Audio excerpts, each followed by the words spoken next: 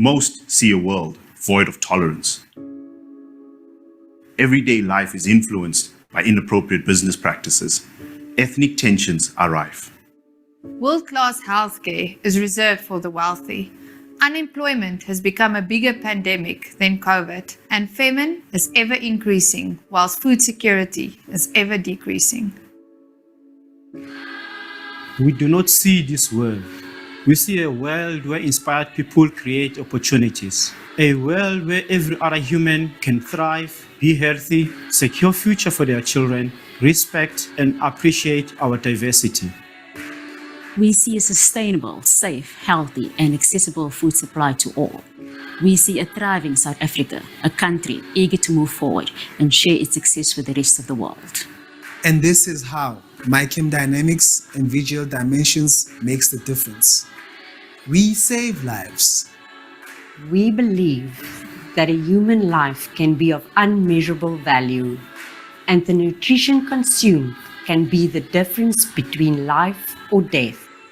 Combining our passion and expertise in various food safety, quality, and laboratory initiatives, we bridge the gap between merely being compliant and truly saving lives. We are committed to raise the standard of food safety and quality. We change lives. Our success is measured by the way we touch the lives of our employees, our customers, and our business partners. Our business endeavors to heal, give hope, and enable humans to achieve more than they ever thought could be possible. We create a better future. We create more opportunities for more people to become contributing members of society, filled with optimism and hope for the future for all, young and old alike. We look our children in the eyes with pride, knowing that our legacy will persist, our values will endure, and the process of realizing our vision touched many lives. We fight inequality. We believe that all humans are created equal, regardless of race, gender, sex, marital status, ethnic or social origin, color, age, disability, sexual orientation, religion, conscience, belief, and culture. We are part of the human family, and we work together as a team to achieve a common goal. We serve our employees, our customers, and our business partners by holding hands as a family. We are proud to be a part of this family. Join us on this journey as we make a difference.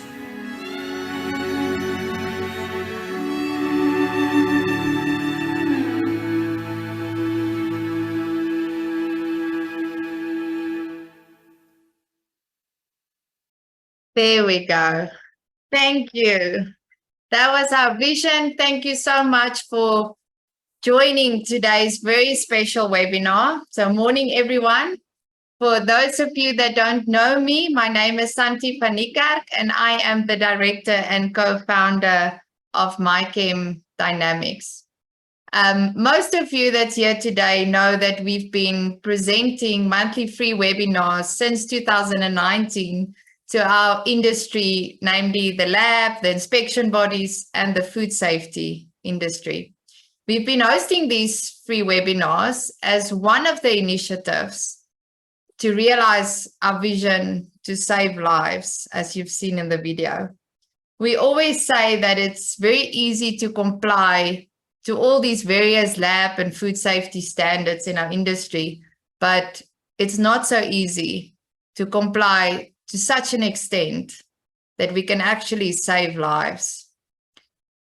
At the heart of MiChem Dynamics and VGL Dimensions, that's our sister company, we are here to change lives, create a better future, and fight inequality, as you saw in the video. We believe that all this busyness going about our daily lives to earn a living, we tend to forget that there's a human being behind that lab coat or that overall safety boots. A human being that in its own rights have dreams, have feelings, have emotions, is struggling, is hurt. a human being that really worries and is concerned about their current situation and their future. Human beings struggling to understand why they are here, what is their purpose. Our dream as an organization, even though we are very technical and in a very specialized industry, is to support each other, each individual within our reach, to rediscover and discover themselves so they can become a better person for themselves and those lives that they touch every day around them. As I go through my own personal journey to self-discovery and self-realization, I meet quite a lot of inspirational leaders, coaches, and mentors in the industry. Some of you might have seen, if you follow our company page on the various social media channels, that we've been sharing quite a lot of talks by Taryn Sider from Lightwalker Consulting around emotional education. So it's basically, how do we deal with emotions on a daily basis? Even though we are all different, we've got different cultures, different beliefs, different background, there's one equalizer in us all, and that is we all share emotions. You see, now I'm getting emotional. Darren always likes to say that if you face death and I face death, we both have faced pain. I really want to encourage you guys that if you're new to MiChem and you don't know about it, to really go and watch those videos from Taryn. It's very profound around, just being human. Another coach and mentor and inspirational leader that I had the privilege to meet and is currently supporting me and my team here at MiChem Dynamics and VGL is Sophia from New Habits. As we go about doing our daily business at MiChem, I witness a lot of sadness, a lot of hurt and insecurities in people. People in my personal life, my colleagues, my clients, my suppliers. And as I reached out to Sophia for guidance on how we can work together to support those around us, I found that our vision is really aligned. She has a heart for people, to support them to recreate their relationships with themselves, the work they do, and the people they lead and influence. She has a very unique way, and you're going to see that in the webinar today, to get a powerful message across so that you can create a career and life in which you feel fully alive, to unlock clarity, purpose, and confidence.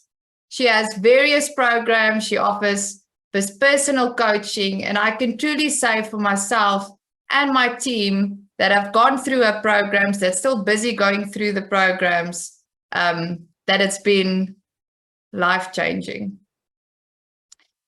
So just for today's webinar, I will be sending an email to everyone afterwards with Sophia's information. So if you want to make contact with her to support in any way, if you hear from a company and you want your team, your people in your organization to go through the various programs she offers, it's really worth the while. We will also be recording this webinar today, and it will be uploaded on all the lab and food safety and inspection body continuous development membership programs that you guys are members of, that's in our industry. But we will also make this available on our YouTube channel and on our social media, so it will be quite available. So if anything happens and you miss any of today's session, you will be able to get access to the recording for this. So I'm going to give over to Sophia. Ma'am Sophia, my inspiration. I want to, if you can just put on your video, there we go. There's the beautiful Sophia. I just want to say, Sophia, thank you on behalf of MiChem and VGL. You've put a lot of time in preparation for this event today and for today. So we really appreciate it, that you are here to make a difference. Thank you. I hope you guys enjoy it. Thanks. Okay, you can talk. Hello, everybody. Good morning. I'm really happy and I feel really privileged to be here. It is such an honor and such a privilege for me to be doing the things that feel really meaningful for me, the things that feel for me as though I am truly living and stepping into my purpose. Let me just get my slides up and then I will be with you. And I think one of the things that is really critical is that, you know, we find ways in which we are able to create our lives and our careers in a way that makes us feel alive.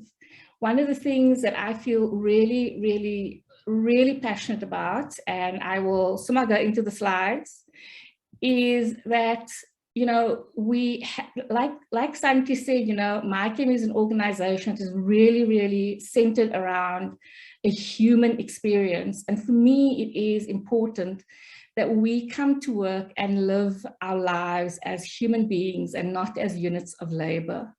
And for me, it is such an honor and such a privilege to have crossed paths with Santi and with MiChem and the leadership and the team of MiChem, because for me, this has always been somewhere between theoretical and practical. It's never been as lived as it has, as I've witnessed it to be in the MiChem community.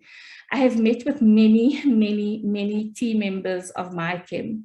And you know, the one thing that they all will speak about without exception is this idea that coming to MiChem has been such a big part, not just of saving their careers from a level of anxiety and sometimes even insanity. When they talk about MiChem, they talk about it being a part of the salvation of their own humanity. And for me to be part of an organization where we can see this happening is like stepping out of a laboratory of ideas and walking into a lived reality. There is no longer any doubt in my mind that we can have workplaces that are truly powered by a deeply human experience. And so I will forever be grateful to MiChem and its team and to Santi for showing me what my dream in the world can actually look like. The other thing that I'm really passionate about and why I'm here is because it is important that we realize that organizations don't exist without human beings. Organizations are a function of the people that are in it.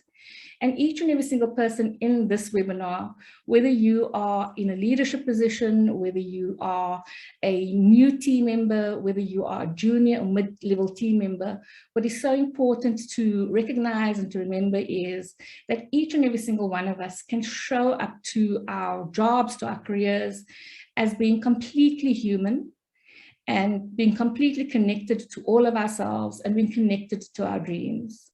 And I hope that through this time that we have together, that I share with you some ways in which that can be possible for you.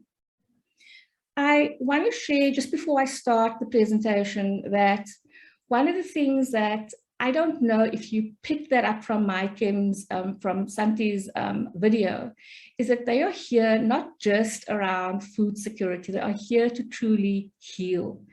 And one of the things that I am just so blown away by is the sheer investment that they make in their people.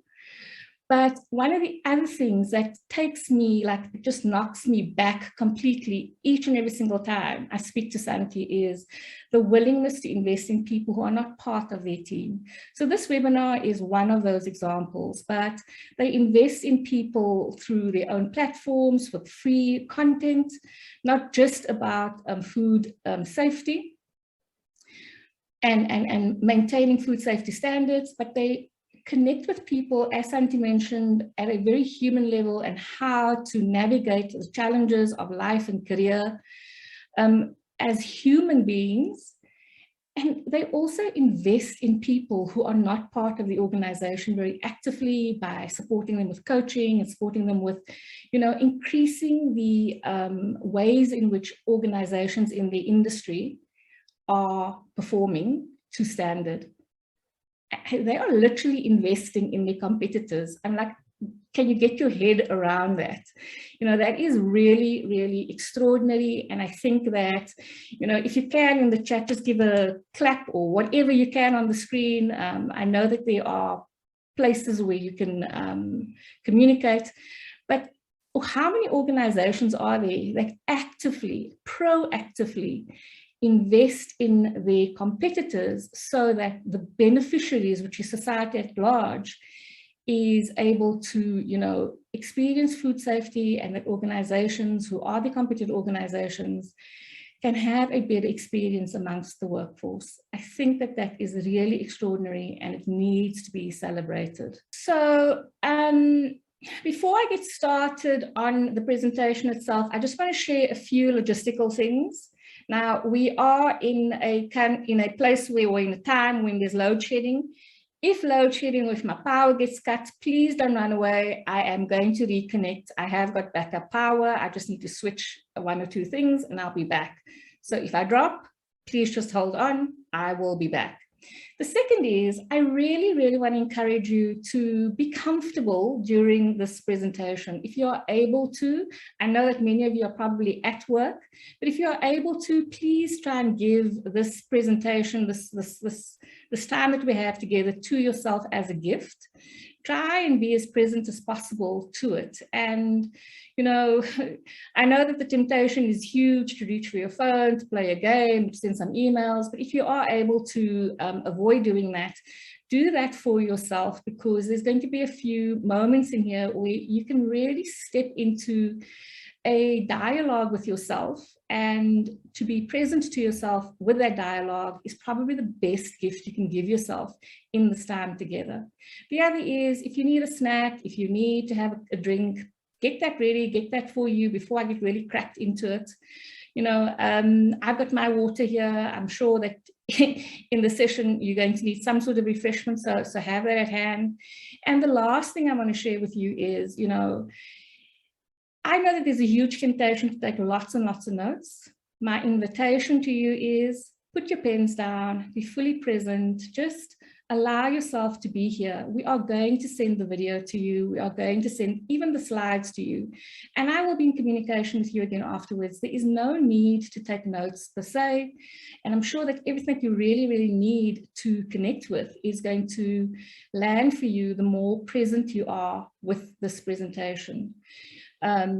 Not that we're going to go into feminine and masculine energy in the session, but one of the big gifts you can give yourself is to be in the feminine energy of receiving. And sometimes all the writing can, you know, just disturb and disrupt that. And this really is a gift to you. And I hope that you can fully remain present to receive it. The last thing, I know I said the last thing before, the last thing is, Santi is going to be active in the chat. I'm going to ask you a few questions from time to time, and I am inviting you to record your thoughts, to record your awarenesses, your own comments, your own experiences in the chat. However, if you have a question you want me to answer at any point in time, use the Q&A facility to put questions in there. The challenge is just that questions get lost in the chat, and so it's not necessarily, you know, one of the most expedient places to put a question in, and we will try our very best to get to all the questions. If we have the time, we will definitely go through as much questions as possible, but in the meantime, this presentation is a very full presentation. So, you know, sometimes the questions are going to be answered a slide away or a moment away. So, you know, we'll try and do the questions towards the end. If there's anything that Santi feels needs to be addressed, she's going to interrupt me. She'll catch it in the chat, she'll catch it in the Q&A, and she will kind of raise a hand as she did earlier on. And she's going to share, you know, the thing that needs immediate conversation. So let's get started.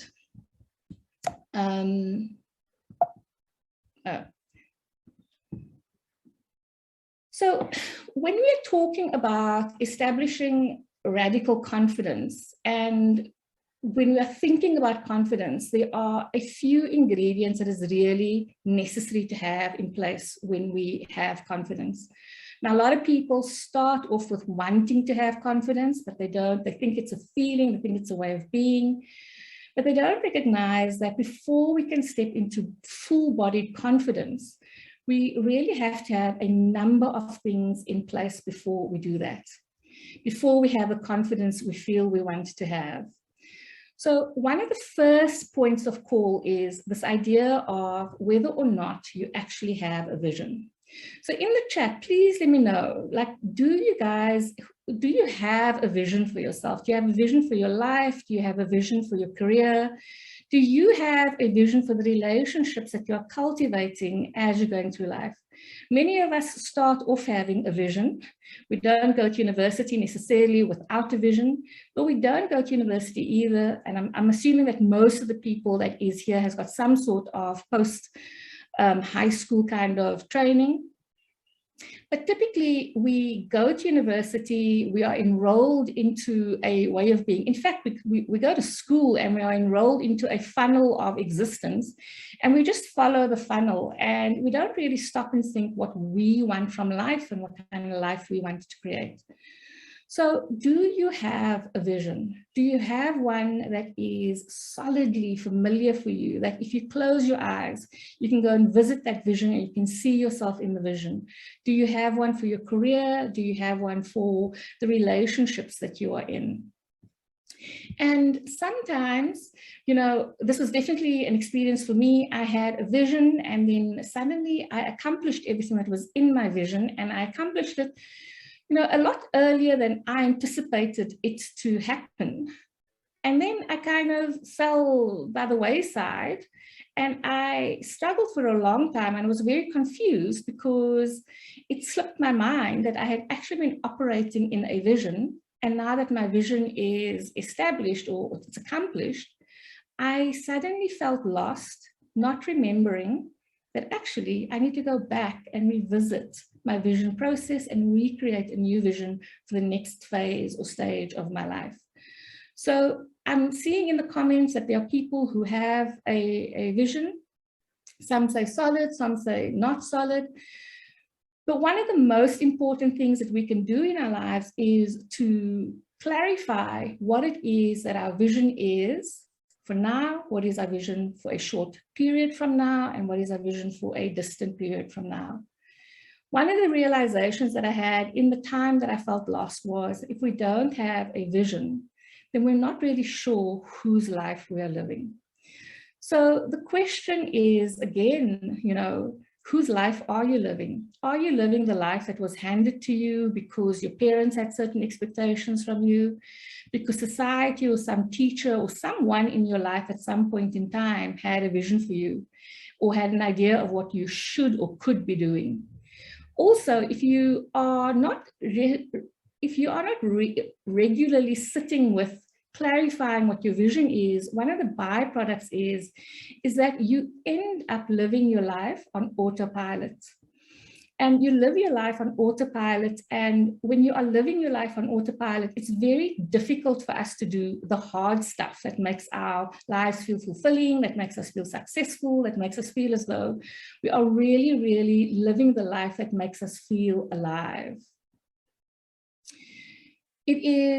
There's a quote by a guy called, I can't remember his first name, but his surname was Brault. And he often talks about this idea that we can't necessarily accomplish long-term goals because we live our lives at the mercy of short-term demands. And when we are not moving towards something that is big and expansive in our lives, the short-term demands, the day-to-day things, the week-to-week things, they grab our attention, they suck our energy, they suck our focus, they really deplete our time without us really understanding where we are heading towards. One of the feelings that I had, I mentioned earlier on, I had a period of my life where I wasn't really living in accordance with the vision. And one of the things that I experienced in that time was a level of pain or a level of discomfort. And when I talk about pain, I'm not necessarily talking about the kind of pain that is, you know, bringing us to an end in and of itself, or that is feeling traumatic. But the pain that that I'm talking about is that pain of being just uncomfortable in our own skins. It's unwanted feelings that we are unable to necessarily dissolve. And when we are unexpressed, we definitely experience that pain. And one of the big ways in which we discover how to express ourselves is to clarify where we're heading and what we're creating. I want to talk very quickly about the experience that I had in this brief period of time when I was living without a clear vision for myself. The experience that I had was one of, and I'm very curious to hear from you how you feel about goals. I'm actually going to open up the chat and see what is happening when it comes to setting goals. When I was without a vision, one of the things that I felt very, very reluctant to do was to set goals. I walked around with a deep sense of fear that I might not be able to accomplish my goals. Now, it was quite fascinating for me, especially in reflection. It was quite fascinating for me that in my younger years, as I left school, as I moved towards my vision, I was very eager to set goals because I believed in my vision and I believed in my ability to accomplish those goals. However, when I established a certain level of success in my life, when I had the kind of career that I dreamed of all the time, when I created the lifestyle that I was pining for as a youngster, suddenly goals seemed to become very, very threatening. And they started to feel as though, the feeling set in as though, if I don't accomplish my goals, it will mean that I'm a failure. And I'm very curious to see if there are other people who have a similar experience. I'd like to hear, what your thoughts are about setting goals. Is it something that you're comfortable with, or is it something that you tend to defer to another time? You're going to start setting goals at the beginning of the month or at the beginning of the year or when something happens. Because when we are thinking about goals, very often there is a mental distortion that comes into play, and that is that goals are about winning and losing, passing and failing. And I suppose that is part of the way in which we've been schooled, the ways in which we've been socialized. Let's see what's happening in the chat. Yes, Glenda saying that setting goals feels like too much pressure. Fear of failure kills goal setting. So I'm not alone. I have found my tribe of people. Yeah, creates more stress. So, yeah. Yeah. So one of the big shifts, and Santi mentioned a teacher that we both have in common, which is Taryn. One of the big shifts that I understood intellectually was needed, but it hadn't settled down for me, was this idea that goals are really and truly not about achieving the goal itself. You may achieve the goal or you may not achieve the goal. And we've got to learn to have grace with ourselves when we don't achieve the goals. What is fundamentally important about setting goals is the process that unfolds for us as we move through the goal creation process or accomplishing our goals. Goals are, at the end of the day, those things that give us the opportunity to move past our own limitations. Goals are the opportunity for us to really and truly understand where we need to grow more, where we are holding ourselves back. And one of the big realizations that I had about goals was that goals were actually my teacher. Goals were revealing to me so many things about the stories in my mind. Without a goal, I'm not sure how I'm going to move forward, but when there's a goal, I can tactically understand what I must do to move forward. But in the process of moving forward, there are things that come up, typically in the form of resistance, typically in the form of just telling myself a story that I can't do it, or it is not for me, it is for somebody else. And every time one of these stories come up, I actually enter into a deeper relationship with myself. Goals give me the opportunity for greater levels of intimacy with myself. Goals give me the opportunity for greater levels of self-knowledge.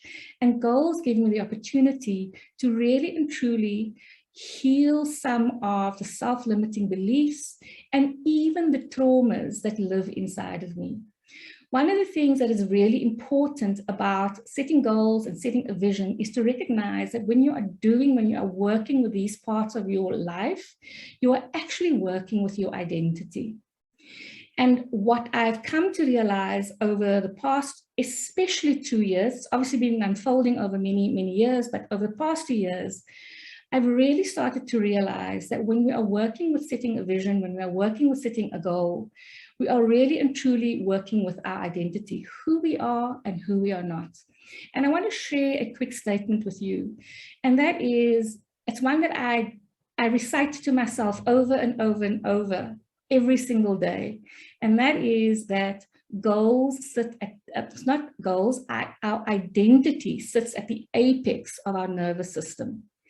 And so our nervous system lets us know whether we are feeling safe in the world, whether we are feeling unsafe in the world. It lets us know whether we are stressed or calm.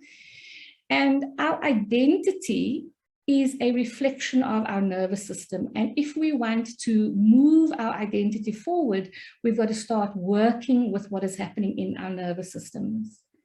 And when we are setting goals, we are really activating the direction in which we need to take our nervous systems, and we're activating the ways in which we need to start the recovery of the things that is holding us back.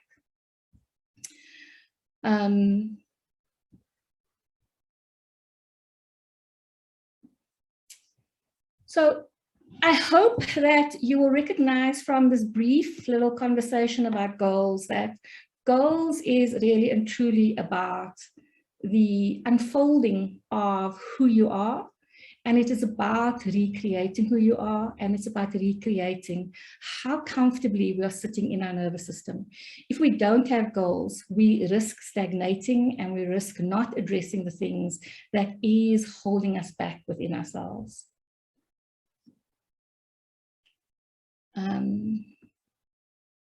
So let's start with one of the first steps that I promised in the title of this particular webinar, which is about discovering clarity.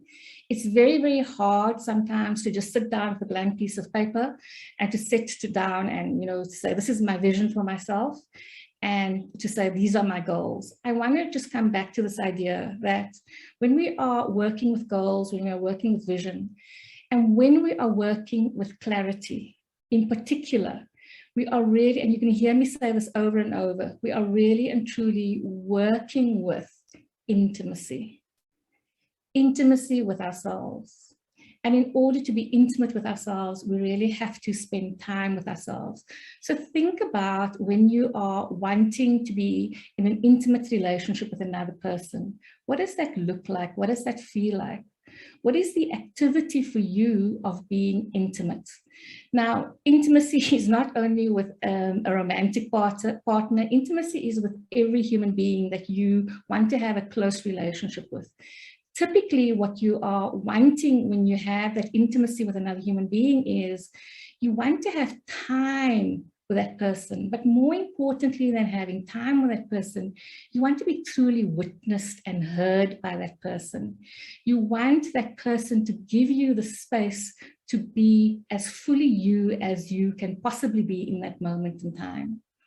And so when we are engaging with goals, when we're engaging with vision, and definitely when we are sitting with clarity, one of the things that we are wanting is to create real intimacy with ourselves.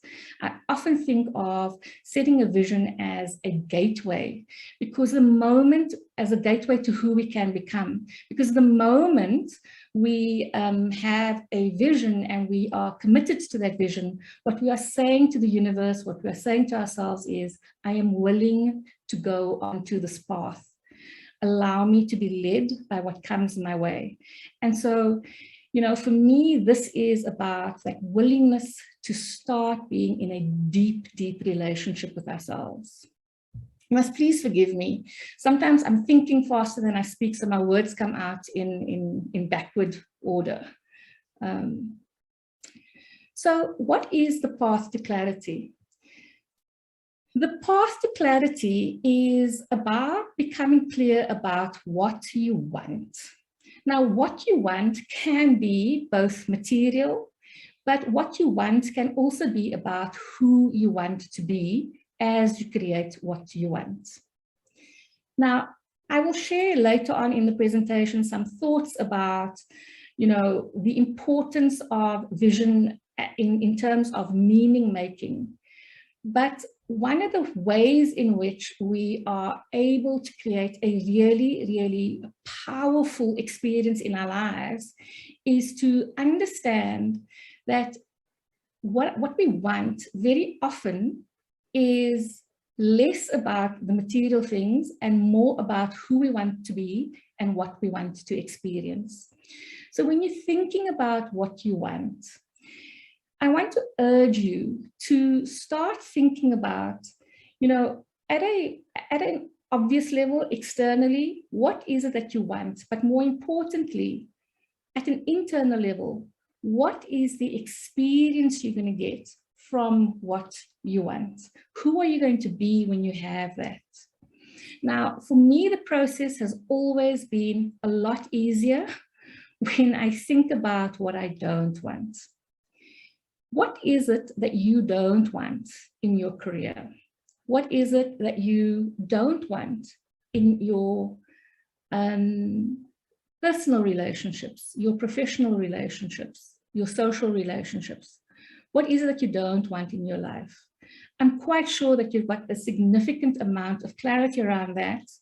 If you've not yet worked on a vision, you've got a clear sense of the things that bring you to great frustration, the things that make you feel like you want to pull your hair out or strip your skin off your body.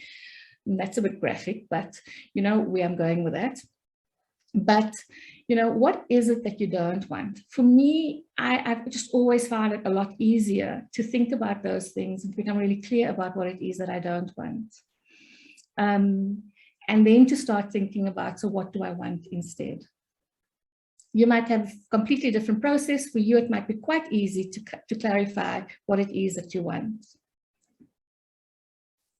Before I continue, one of the things I just want to share with you is, if you go through this process of clarifying what you want and becoming clear about what you don't want, one of the big opportunities for you to establish deeper intimacy with yourself is to notice what you're feeling in your body as you're going through your thoughts and the ideas of what it is to want in your life and what it is that you'd rather not have in your life.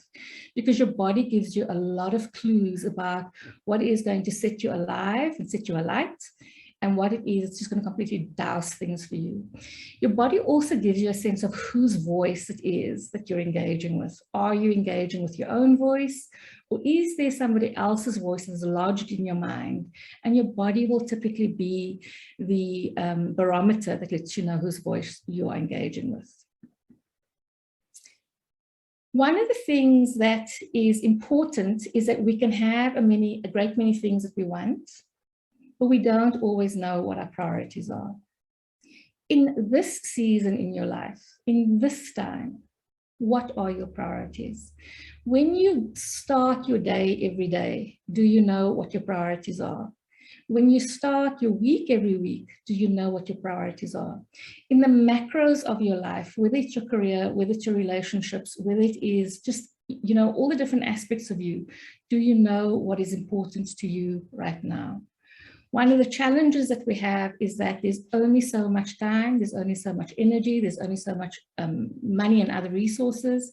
And if we are not clear on our priorities, we are going to squander our opportunity to make our priorities come to life. So this is a process that you can follow to become really clear about what it is that you want, about finding clarity. Now, I want to reassure you that if you're doing this for the first time and the answers don't come to you spontaneously, that is absolutely okay. There is no reason to start doubting yourself. There is no reason to start thinking that there's something wrong with you. Please keep in mind that this is like a muscle that we are exercising. And if we exercise this muscle with greater frequency, and if we are in an intimate relationship with ourselves, if we are able to visit and be with ourselves on a regular basis, the voice of our mind, the voice of our heart, the voice of our spirit, and definitely the voice of our body is going to come and meet us and reveal to us the ways in which we are going to live a life that feels meaningful and rewarding.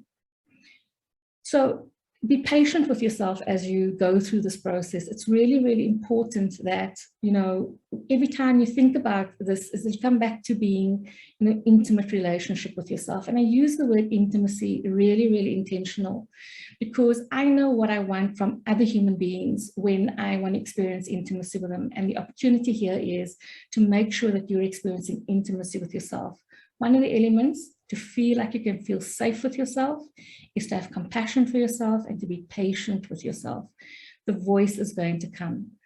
So when you go through this process, you know, think about what it is that's important to you. Now, my invitation to you is to not get too caught up in your mind when you start this process. Use pen and use paper, and just put your pen to paper and see what flows out. Every now and then, something's going to come that is going to surprise you completely. But those things that surprise you are the ones that is just waiting for you to give it the opportunity to be heard.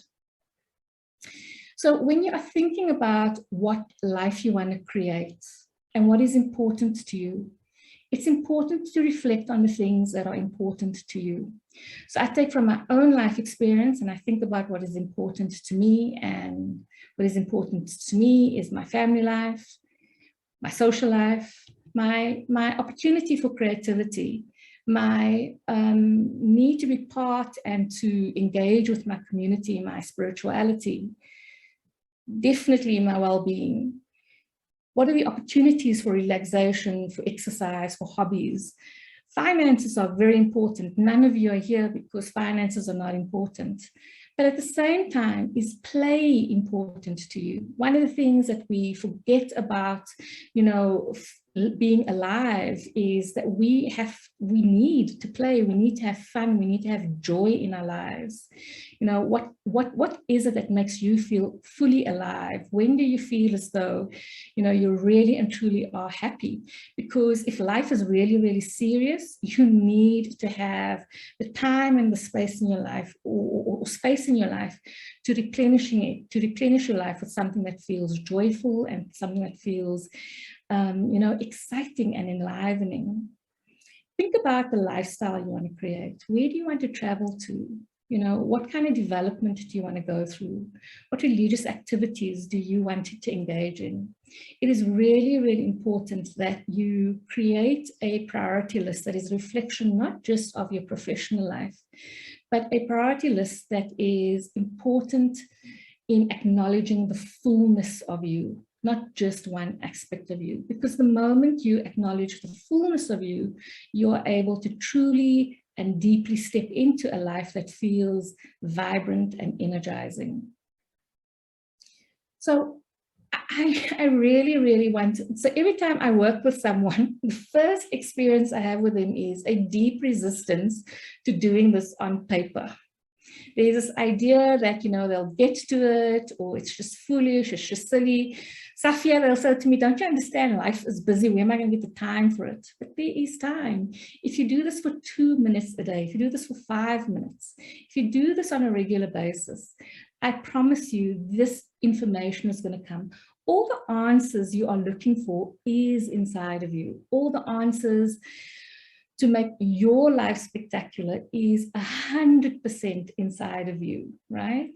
But the only time that you're going to start hearing and bearing witness to those answers is when you give space for that wisdom to emerge, for that information to emerge, right? Once you've got all your stuff, I'm going to assume that you're going to do this. I'm going to assume that you're going to sit with paper and you're going to put all the stuff out on paper. And what is going to happen after you've decanted all of the stuff from your mind is to sift through it and to start prioritizing what is important to you, not just holistically, but what is important to you right now.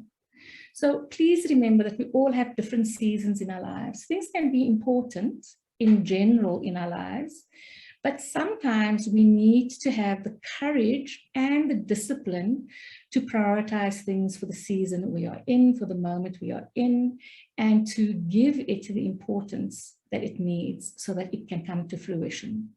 If we don't prioritize, everything gets lost in the chaos of day-to-day living. If there are any questions, please pop them into the Q&A. In the meantime, I'm assuming that you guys are chatting away. I can see there's quite a bit happening in the chat box, which is awesome. One of the things that I spoke about earlier on is this concept of intimacy. Intimacy isn't going to happen on the fly. Intimacy is something that you have to create a deep ritual around. And this is about how you honor yourself. Do you have a practice in your life where you have experiences of reflective solitude? I'd love to hear from you. Do you have a space where you're just by yourself and you are just with your thoughts? You're busy tuning into what is happening inside of you. This is so important, and I want to just share a quick thought with you. It's just popped into my mind, and that is that, you know, when we don't create space for reflecting on what we're experiencing, when we don't create space for reflecting on where we're at, what typically is happening is that we are run by our emotions rather than our emotions running us. What I have experienced in my own life, and I see this in my clients' lives on an ongoing basis, is that if they don't have reflection practices, the emotions have them rather than they have the emotions. And if you are experiencing high levels of anxiety, if you feel like you might be on the verge of burnout, if you're feeling stressed all the time, my invitation to you is start creating space for yourself. Start creating space where you can be in a relationship of intimacy with yourself. I hope I'm not boring you with this intimacy idea, but I believe in my heart that this is what lies at the epicenter of a fully lived life. Now, one of the things that happens when we are in reflection with ourselves, and by the way, you don't need a book to figure out this, this happens quite spontaneously, is that when we are in a conversation with ourselves, when we're in reflection with ourselves, one of the things that happens almost automatically is that new questions emerge for us. As we become aware of things in our lives, as we start to make sense of things in our lives, we start to wonder about them. And it is said that the quality of our lives is hugely dependent on the quality of our questions. If we are unable to create the space for ourselves to see ourselves, the questions are not going to emerge. So I beg of you, if there is one thing that you take away from this particular conversation, this particular space that we're in together today, it is create a ritual for yourself around reflection. Whether you are going for a walk, whether you are going for, to the gym, whether you are in nature, whether you're gardening, whether you are literally sitting and journaling, it doesn't really matter. Even if you are using your time in traffic for this, it doesn't really matter what you're doing. It matters that you're doing it. So I'm going to add some questions here that you can use. You're welcome to take a screenshot of it. But keep in mind that you are going to get the slide and the presentation again. If you could have anything in the world right now, what would it be? And one of the questions that sits for me behind this question is, do you have permission to have what you want in the world? Or is there some story that you're saying that it's not for you? This was certainly my experience until not too long ago. If you could give up things that weigh you down, what would it be? Sometimes we think that the answers to this is going to be too dramatic for us to contemplate, but very often it's simple things. It's the habits and the rituals that keep us from shifting our momentum forward. And some of those habits and rituals are the way in which we think. Do you know what it is that strips your energy? This is a very important question for every single human being to think about. And I would actually recommend that you think about this every single day. You know, do you know what values are most sacred to you? If you are unclear about your values, one of the byproducts of this is that you are feeling compromised on a regular basis. And I think it's even worse if you know your values, but you're not living your values with authenticity and integrity. But I know too few people who actually have a clear sense of what their values are. And doing values exercises actually with many people in Santi's team. And what is fascinating is how enlivened they feel just by knowing what their values are. If you follow your joy in your career and in your life, where could it lead you? And again, do you have permission to follow your joy? Do you have permission to be happy? What is your definition of success? Now, I know that we are handed definitions of success by the world, but one of my experiences was that I had a vision about definition of success for myself, and I accomplished this vision and this definition of success. It was all external measures. It wasn't stuff that was on the internal for me. And guess what? When I accomplished the things that I accomplished, it was so painfully anticlimactic.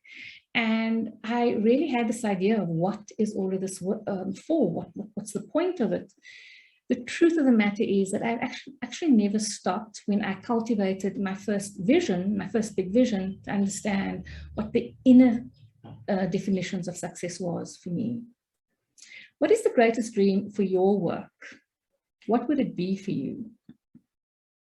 What is the greatest dream that you have for your life? I know this can be a daunting question, but again, I'll invite you to stick with this question and to allow it to be like a pebble in the back of your mind. The answers will come. And then what is the personal and professional brand that you want to adopt to create, you know, the life and the work that feels meaningful and satisfactory for you? I think I'm going to have to speed up quite a bit because we are running out of time. We've got just an hour left and there's still quite a bit to go. But please do pop your questions into the Q&A section. One of the things that I want to invite you, and I've got a workbook on this, and I'm going to share the workbook with you over the next few days, is to describe what your ideal day is. How do you know that you're having a good day? By what measures and by whose measures? I want to invite you to think about what do you want to experience from the moment you wake up until the moment you go and sleep at night. What does that day look like? Now, one of the things that I want to share with you is that shortly before I left my corporate career, I did a vision around what my ideal day looks like.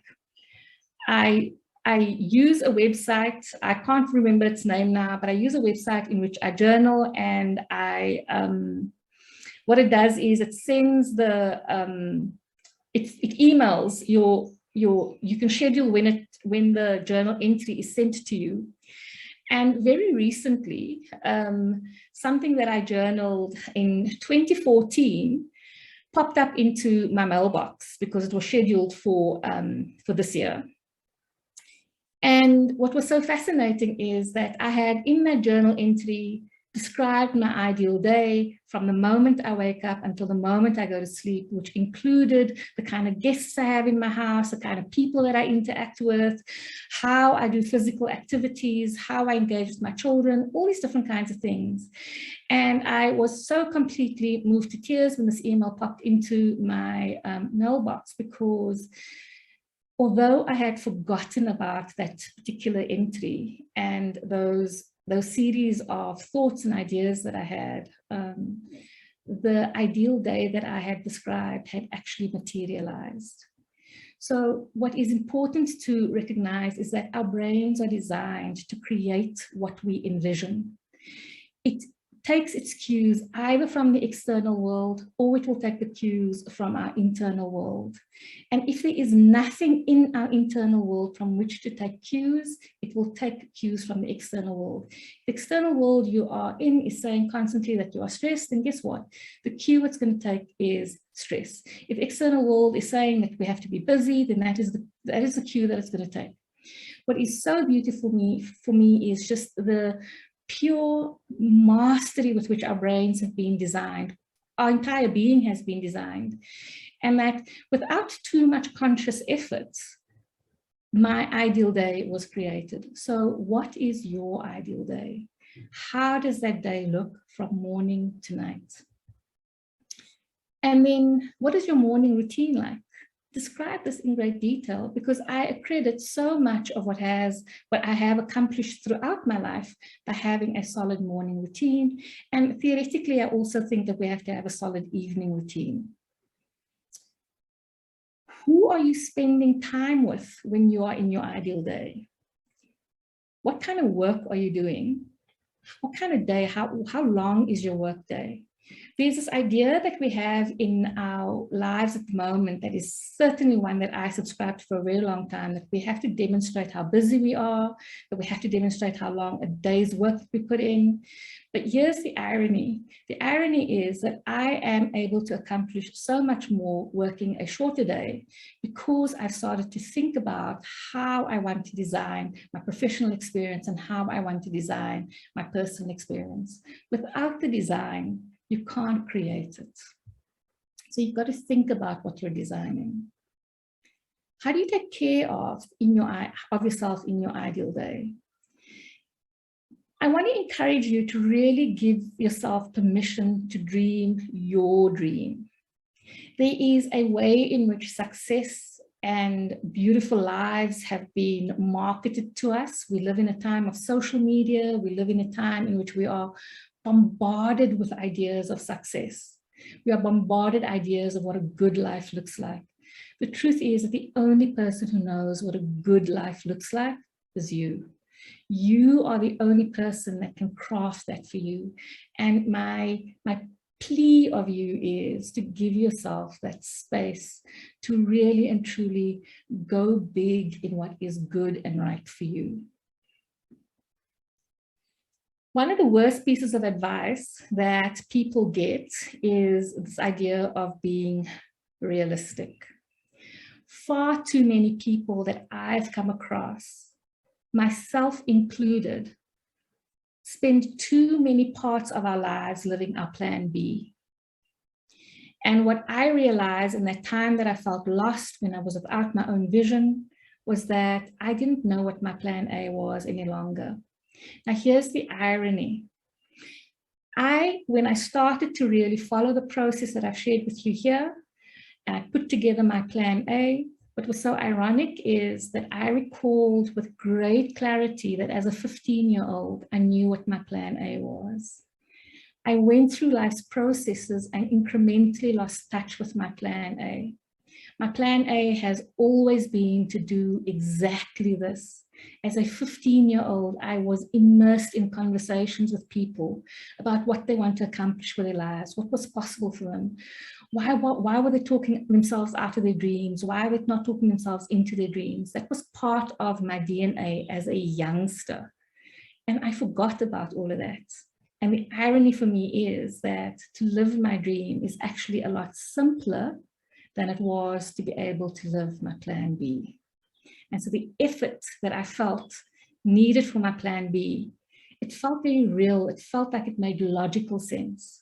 So when you are dreaming your dream, I want to invite you to go beyond the parameters of logic, because logic is not necessarily the domain of your heart. It's not the domain of your soul.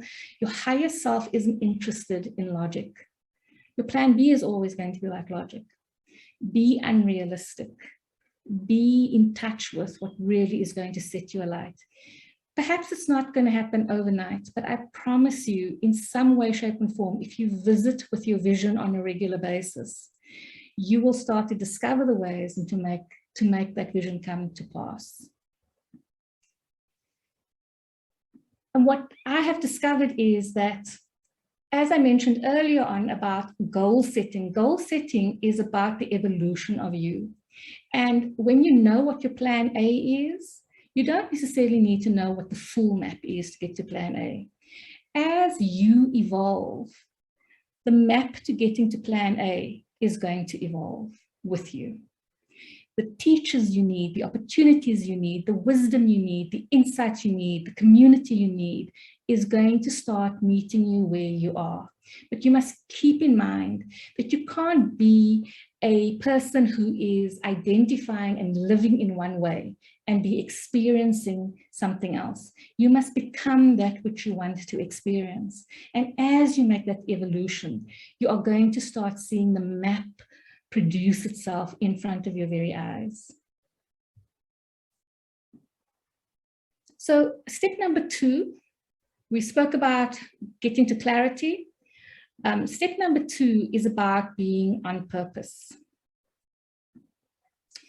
Now, being on purpose is a huge, huge conversation for me. This is probably one of the spaces in which I spend the most of the time that I have, well, not the most, but a significant amount of time with the people that I work with, purely because it can be such a confusing topic.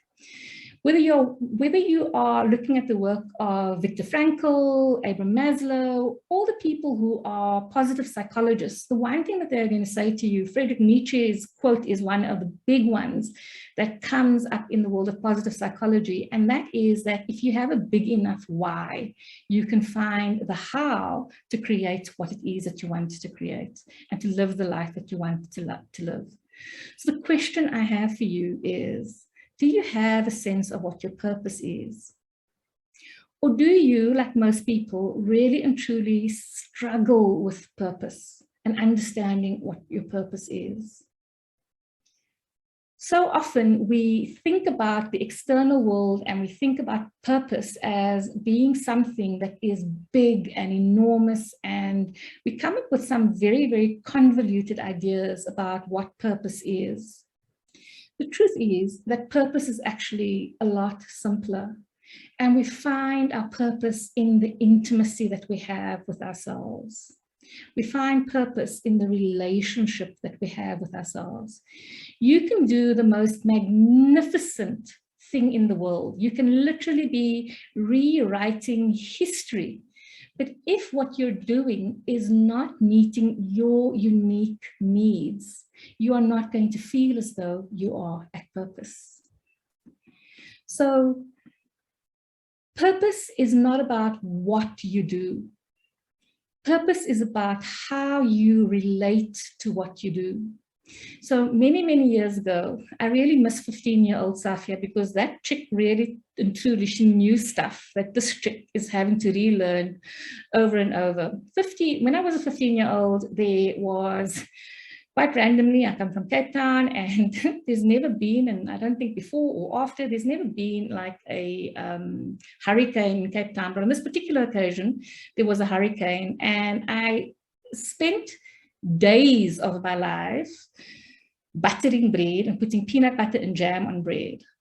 It was till today, it is some of the most rewarding work that I've ever done, because I felt so useful. I felt so important in my role in helping people meet the needs that they were experiencing because they were displaced from their homes on this particular occasion.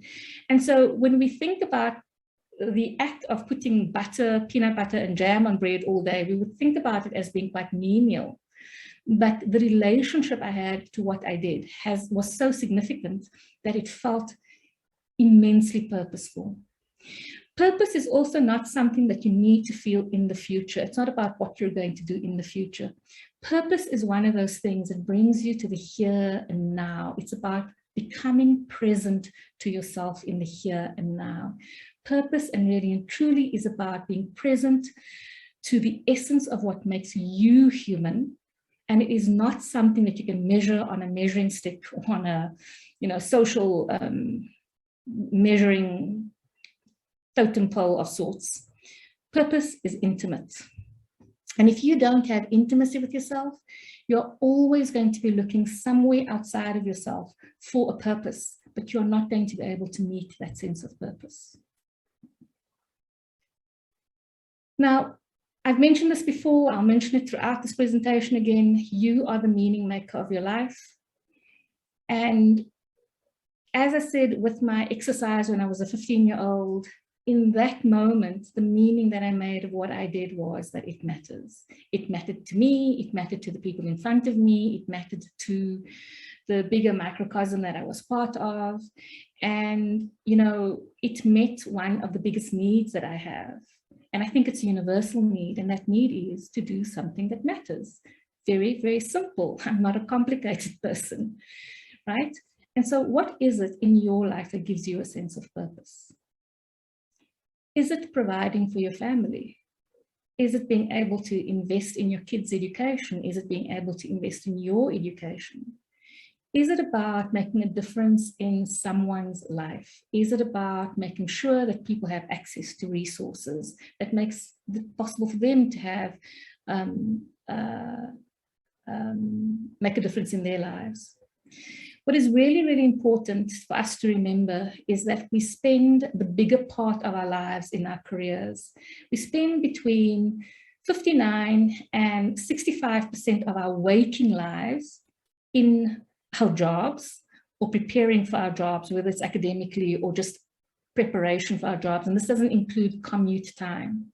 If we are not doing something that matters, something in which we can feel deeply connected to, this is going to create a deep amount of pain for us, and we are going to start feeling disconnected from ourselves because we are not necessarily focusing on why we're doing what we're doing. We're focusing on what we're doing at a task level. We're focusing on the frictions. We're focusing on all the human dynamics of the things that we're doing. But we're forgetting why we're doing it. So my question to you is, and please use the chat for this, why are you doing what you're doing? Is it to express your gifts? Is it to learn new things? Is it to become a version of yourself that you haven't yet become, but you are dreaming of becoming? What is it? What is the impact you want to make in your own life? What is the impact you want to make in other people's lives? I'm just sharing this with you. I'm not going to go into detail with this because this is a whole different conversation. Sometimes people get very, very lost in the purpose conversation, but let me share with you 4 elements. This is from Dan Pink's work, 4 elements that help people feel as though they are experiencing real connection to their careers and that their careers are feeling purposeful to them. They need to feel a sense of relatedness to people that they are working with and relatedness to the work and to the mission of their work. And typically also to the mission of the company, but that ironically is not essential for them to experience relatedness. Sometimes the mission of a company is just too remote and too removed from us when we are just starting out in our careers. People need to feel a sense of autonomy, the ability to make even the smallest decisions for themselves. Now, we work in worlds that are process-oriented and process-generated, but what can you experience autonomy about? And if you're a leader of others, what can you give people a sense of autonomy around? Can people have lunch breaks in terms of their own schedule? Think about in your reality, what can people have autonomy about? What can you have autonomy about? People want to experience mastery. Mastery is a huge self-esteem need. If we are not able to experience mastery, we feel like we are beginning all the time. We don't start to feel confident in how we are contributing. We don't feel confident in our ability to teach others and to improve what we are working on. And so lots of large organizations keep people in the beginning process because they're changing processes and the ways of doing all the time. What is it that you feel masterful about? And by the way, if you are not experiencing these things in your job where you're being paid, I recommend to you that you find a place in your life where you can start to experience these things. And then the final one of experiencing a meaningful career is to find purpose in the work that you're doing. And sometimes you cannot find, depending on the work that you're doing, you cannot necessarily automatically find purpose in the tasks you're performing, but then you need to start remembering why you're doing what you're doing. I hope this helps you, but this is a whole big other conversation, so I can't necessarily go into that in great detail. So here are some practical ways in which you can find more meaning in your work. The first is connect your work to service. Ask yourself the question every single day, how can I make a difference to others? So some of us have got jobs where we know what difference we are making to others. Others are in very, very process, mechanized, automated kinds of jobs. Know what difference you're making. If you are, for instance, in the lending business, know what a difference loans make in people's lives.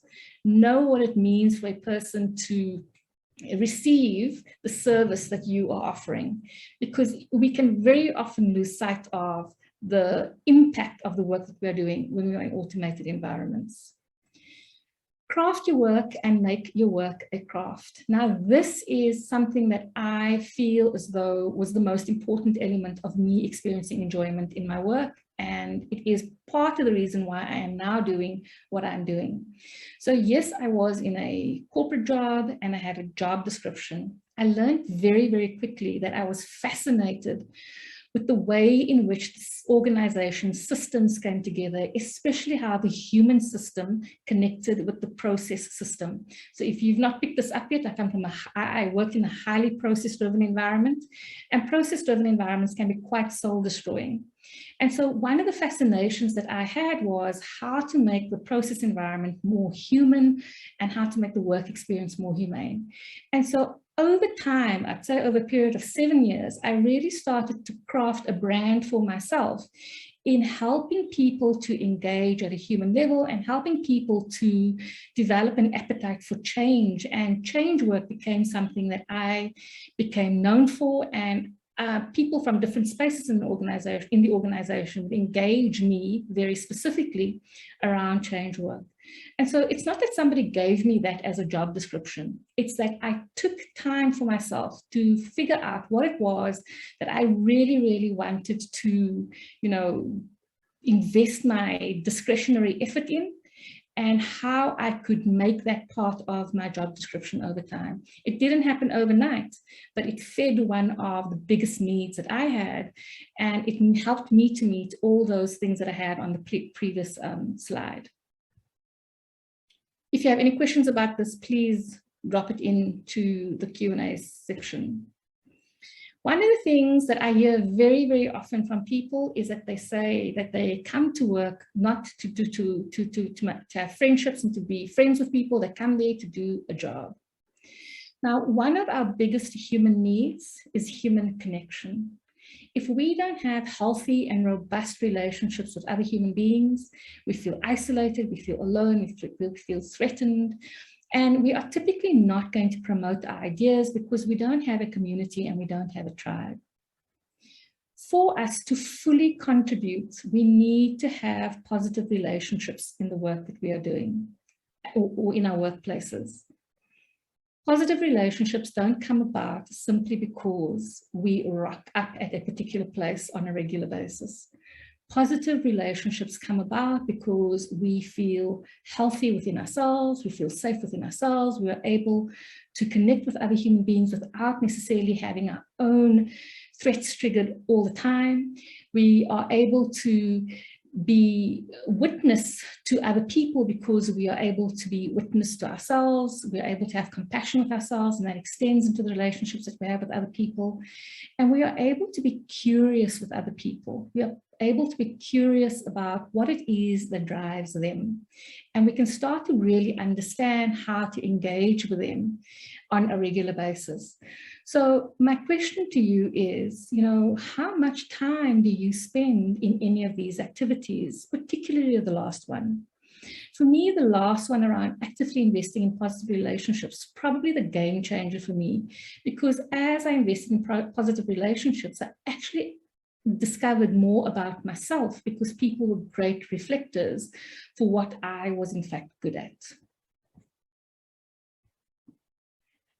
And then the last is, remember why you go to work. If you're sitting in traffic every day, if you're enduring a great many things, if you're working long hours, remember why you're doing it. Remember what this effort is worth for you. So I think a lot of people have this idea that they have to find their purpose. It doesn't work that way. You've got to create your purpose. Now, one of the things that I used to be quite adamant about was the idea that I am not a creative person. I wonder if I'm the only person who has that idea that I'm not a creative person. But it dawned on me that actually the most important thing that I'm creating is my life. And so therefore, I am creative. This was a huge switch for me in my mind. And the idea that I am creative helps me to recognize that one of the things that I have to do every single day is to build and to create my sense of purpose. I have to build and create what is important to me. I have to build and create from that place of intimacy with myself. And I have to understand that if I am not able to do that, my purpose is always going to lie outside of me and I'm not going to have ready access to it. I hope that this is making sense. Here are just some statistics or some thoughts about why it's important that we work with purpose. People who work with purpose are more satisfied in their careers and in their lives in general. They are actually more productive. And so if you're a leader, helping people to access their sense of purpose is really, really important. It is a fundamental thing, because if people don't know why they're doing what they're doing for themselves and for the organization, you are going to lose productivity. They are more committed, more engaged, happier, and they experience personal hope for the future. One of the big important differences in organizations such as MiChem, organizations that are able to really connect with their clients, is that they are able to create value for their customers. And you are only able to create value for your customers if you have an engaged team and if you have an engaged culture. And purpose lies at the epicenter of engagement in your business.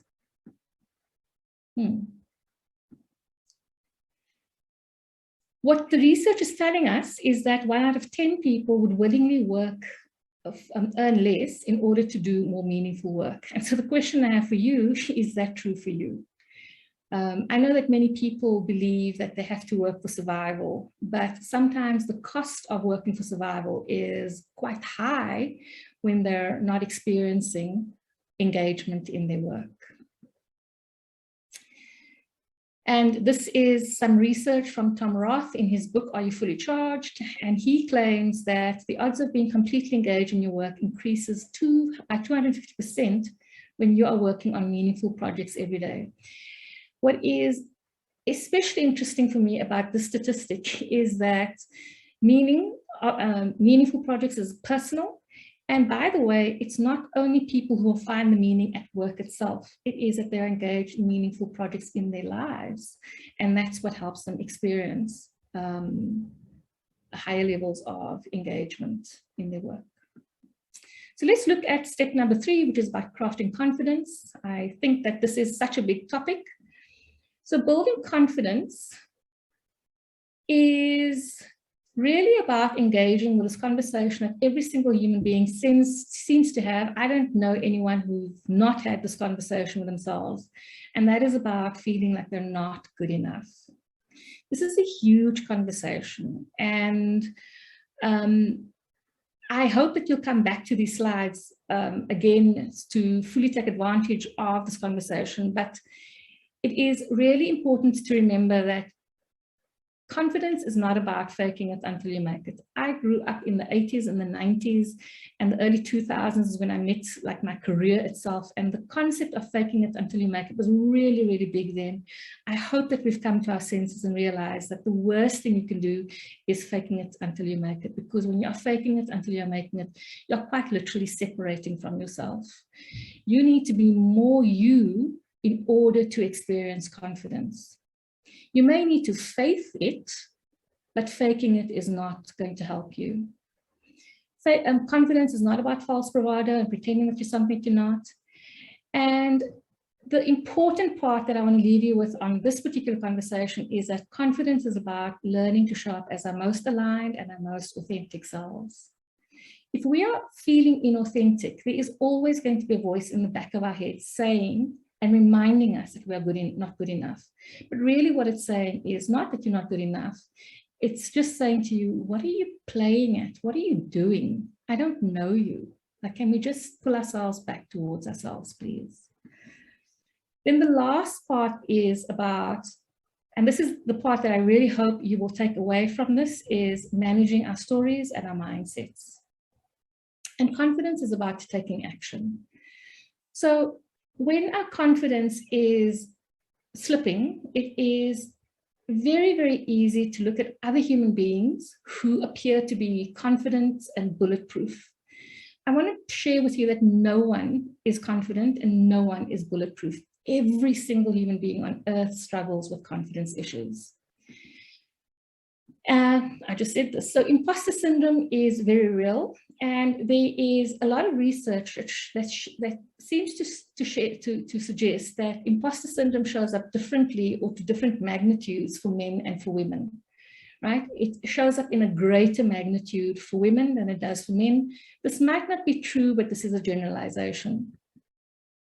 Sheryl Sandberg is a person who talks about experiencing imposter syndrome. And if there's anyone that reflects success and being truly in command of herself, it certainly is Sheryl Sandberg. And even she talks about feeling like a fraud. Then there's Michelle Obama, and she talks about having imposter syndrome. But what she does is she is also very clear about entering into a dialogue with herself and spending time with her thoughts. And we're going to do a bit of that now. And then there's Viola Davis. And Viola Davis talks about, you know, she has accomplished so much. And yet for her, the imposter syndrome comes up over and over and over. She suggests that it comes up for her at the beginning of every single project that she embarks on. And she has to come back to having a different conversation with herself. So I just want to reiterate, everyone has struggles with confidence, and it is really, really important that we recognize that we are not lone freaks in our struggle with confidence, and that we are truly part of a very, very human tribe when we are struggling with confidence. Now, the concept of confidence itself can be very, very difficult to define. And a lot of people will tell us, oh, I believe in you. I think you can do this. I think you should be following your dreams, whatever the case might be. People will really encourage us, but they don't really give us a roadmap for confidence. So I'm going to try in the next few slides to give you a bit of a roadmap for confidence. I've shared before, men and women experience this lack of confidence differently. Women seems to have it at a higher scale than men do. But again, these are generalizations. It is different from human to human. This is some more information about men and women and how they struggle with confidence. I'm not going to go into great detail with this, but what is very true is that women will adopt an inner dialogue that does not allow them to move forward professionally, financially, whereas men, just because they don't have that same level of inner dialogue, they end up moving forward professionally and financially simply because they are willing to have the conversations that women typically don't. So I'm very curious about seeing how this changes over time. I'm hoping that as more research comes through, that this is shifting. What is very fortunate for us is that confidence is not a fixed state. We fluctuate in and out of various levels of confidence. And, you know, a lot of people that I work with will say that they are not confident. And then I observe them being confident in a specific aspect. Confidence is really your ability to do something competently. So it's got nothing to do with your identity. It's not a personality trait. Confidence isn't something that you have or don't have. You will have confidence in certain aspects of your life, and you will have less confidence in certain aspects of your life, depending on what you've been exposed to and what you've tried and taken action on. Confidence really and truly is a skill set, and I'm going to show you a way in which we can use confidence to turn our thoughts into action. Now, something occurred to me very recently, actually, maybe over the last 2 weeks, and that is that confidence and resilience are very, very similar. Resilience requires us to adapt to circumstances as our lives change. What I like about the concept of confidence is that confidence is saying, I'm not waiting for my life to change. I'm going to do something to make my life change. And so for me, this idea of confidence is almost like developing resilience in advance. It's pre-booking our resilience. And we have to go through the same processes to build confidence as we do to build resilience very often. Maybe not to the same emotional extent, but in my experience, there have been things that I've had to build confidence around that has been as challenging as it's been to build resilience. So it is really, really empowering to have goals, to have a vision for ourselves, because the more we walk with our goals, the more we walk with our vision, and the more we operate with purpose, the more we are able to activate our confidence. And one of the byproducts is that we have greater levels of resilience by virtue of doing these things. So I'm going to share with you a very, very quick process. I'm accelerating because I am running out of time. I am going to share a very quick process for you to go through to adapt with confidence, and that is about looking at the way in which you tell stories to yourself. So we are all storytellers. We are all listening to our stories all the time.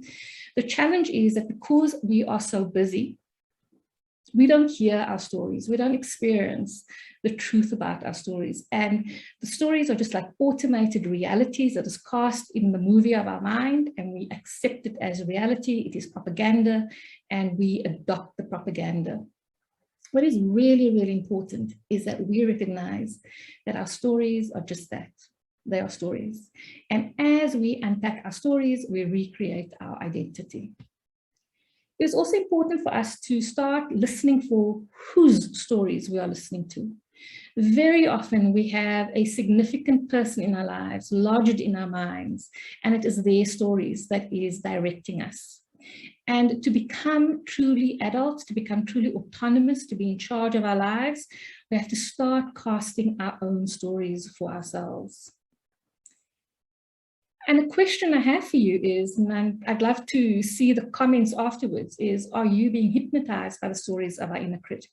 Our inner critic have a loud, loud, loud voice in our minds. And very often our inner critic keeps us very, very busy in the opposite direction of our dreams, the opposite direction of our hopes and aspirations. So the question is, what is your stories? Are these things that feel familiar to you? I'm not good enough. I need more skills. I'm going to fail. I'm just not ready. They're going to catch me out. I'm a total fraud. I feel so guilty. I'll never get it done properly or in time. I don't fit in. I'm never going to belong. Are these some of your stories? Are these some of the default automated stories that you've become hypnotized by? And are these the stories that are stopping you from setting goals, having a vision for your life, and stepping boldly with confidence into a future that can feel alive for you? So I'm going to show you a process to challenge your stories. The first is catch the story. If you don't have space for reflection, the likelihood of you catching your story is very, very, very slim. But you have to enter into dialogue with yourself, and you have to catch the story. What is the story behind the things that you're saying when you are saying these things? What is happening behind that? Very often our stories are just sensations in our body, but if we slow down and discuss with our bodies what that sensation is, we can start discussing, catching the story behind that sensation, behind that thought, behind the things that is coming out of our mouths. What is the story trying to tell you? Is it trying to tell you that you've got to develop some aspect of yourself more? Is it trying to tell you that you've got to heal from an aspect? Is it trying to tell you that you need more comfort, more security, more safety? What is your story trying to convey to you? And then comes the most important part, which is challenging the story. And although these stories can feel real, what is important is that we spend active time deliberately challenging our stories. What is the truth in it? What is the untruth in it? And you will normally find that in each of your stories, there is something that might feel very, very true. But if you were to say, if X and Y was doing this, would the story be true for them? Or if you were to ask yourself, if only part of the story was true, what part is not true? There are many, many different ways in which you have to have conversation with yourself and ultimately to start challenging the stories that you have. And then you can recreate the story. Recreating the story is by giving yourself intentionally a different narrative. So if you ask yourself, if so-and-so was doing this, what would they do? And what of that could I do? That is how you start recreating the story. And then you must start integrating the new story. Now, integrating the new story is necessary because that old story has been such a big part of you for so long. And it is so, so important for us to give ourselves the space, the compassion, the kindness to allow the new story to start taking root. Because your inner critic is very, very skilled at undermining your new story. And so it is really, really important that you spend the time deliberately creating a new story. Essentially, your old story is a habit and your new story is a new habit. And habits are incredibly stubborn. And if you are not going to be deliberate about creating a new story, the old story will just capsize it. Your inner critic is someone, a part of you that needs a lot of comfort, a lot of safety, because all your inner critic is trying to do is keep you safe. Your inner critic will not be tamed when you slam further judgment and criticism on yourself. That is only adding fuel to your inner critic. Your inner critic thrives on judgment and on criticism. So the one thing that seems to be a default setting to just about every human being I know, which is to criticize ourselves when things don't go the way we hope and plan they go, is just not going to work. We need to learn to temper our judgment. We need to learn to temper our self-criticism. And we need to learn to ask our inner critic what it is concerned with. What is it that it needs from us to feel like it doesn't have to do the job that it's doing of keeping us safe? And one of the things we have to do is to learn to soothe our inner critic. And soothing our inner critic starts by acknowledging our inner critic and starts by acknowledging what our inner critic's concerns are. And we have to learn to speak to our inner critic, ourselves, as if we were the young children that still dwell within ourselves, because really and truly our inner critic is that part of ourselves that is really young and vulnerable, that doesn't want to see us being hurt. I want to reiterate this. We cannot respond to our inner critic with more judgment and criticism. Our inner critic needs us to become compassionate partners to ourselves. So the question here is, I'm just leaping forward quite rapidly now because I am running out of time. So we're going to get a bird's eye view. The next part of this webinar is about getting a bird's eye view on our careers. I said earlier on that we are always in a different season. So what season are you in your career? We must remember that our career is the biggest asset in our lives very often for most of us. And so we cannot be willy-nilly and haphazard and negligent about our career. We've got to give it the time and the space to plan for it and to build it, and we've got to invest in our careers. And one of it is to spend a lot of time understanding where we're at and where we want to take our careers. So where are you in your career mastery evolution? So I've got a graph on the screen that says competence on the one axis and time and skill on the other one. And so where are you in your career right now? And if you want to change careers, where do you need to go to with your career, you know? And so here you've got aspiring, driving, and arriving. And we've got to learn to navigate this as we cultivate our competence over time.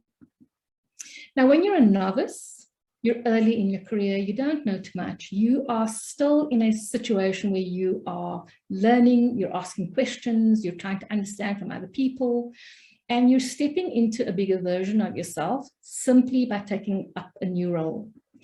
When you are in the next phase of your career, you now know what you're doing, and you're able to push what you're doing from a place not of, you know, referring to other people, but you've got a solid level of confidence. You've got the ability to do the job, and you are saying to yourself, you know, I am now in the driver's seat. I'm ready to grow even more, but you know, there is a level of competence inside of me with which I can market myself to the rest of the organization and to my peers and even into the market. Being an expert means that you have spent your time, you are now not only doing the job by yourself, you are now able to mentor others, and you are able to look at the processes that you are working with, and you are able to improve it.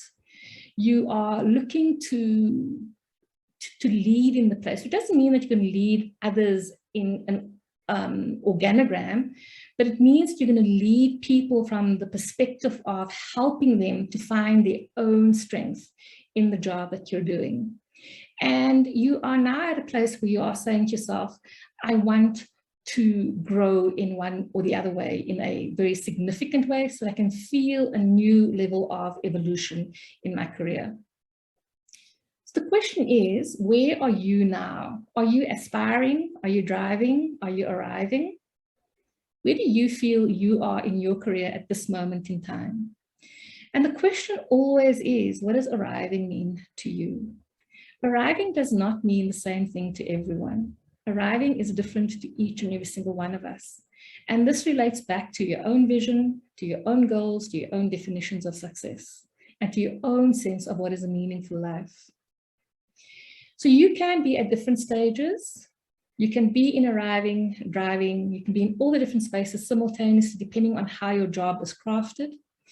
The question though is, can you advocate for where you believe you are on the curve? Everyone has their own opinion of where you are on the career mastery curve. And it is really, really important that you understand where you are and that you are able to advocate for where you are. Because how well you advocate for it is going to depend on what kind of resources you lean into in the organization and in the broader industry. And it's also going to shape how you are tactical about growing your career.